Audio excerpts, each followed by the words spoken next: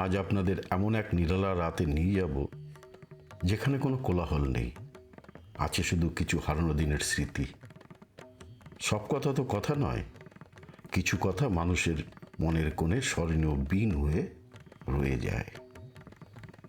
আচ্ছা, আপনাদের কখন এমন মনে হয়েছে মাঝরাতে যখন চারিদিকে একদম নিস্তব্ধ, আপনি একা জানলার ধারে বসে আছেন আর হুট করে মনের ভেতরে একটা পুরনো দিনের সুর বেজে উঠল, ঠিক যেন একটা চেনা বেদনা এসে বুকের ভেতরে মোচড় দিয়ে গেল। গল্পটা আসলে একলা পথের।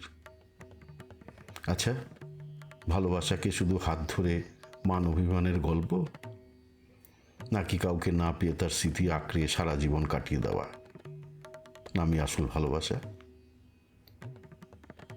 কুয়াশার আঁচল সরিয়ে দু চোখে যখন স্বপ্নের কাজল পরে কেউ স্মৃতি চিরে ফিরে তাকায়, তখন বুকের বাদিকটা কেমন যেন হু হু করে ওঠে। মনে হয় যিনি চলে গেছেন তিনিও তো আজ আর পাশে নেই,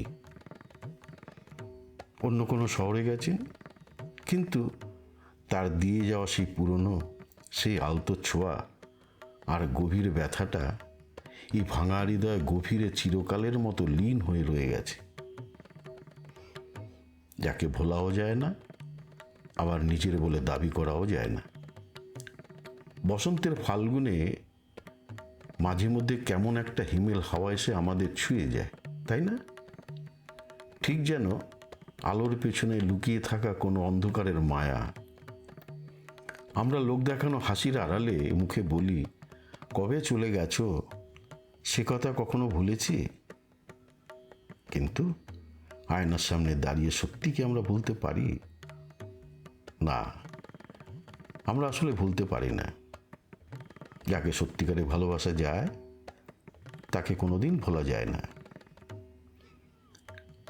আমরা শুধু একলা ঘরে বসে ভুল করে ভুলের ফসল তুলে যাই।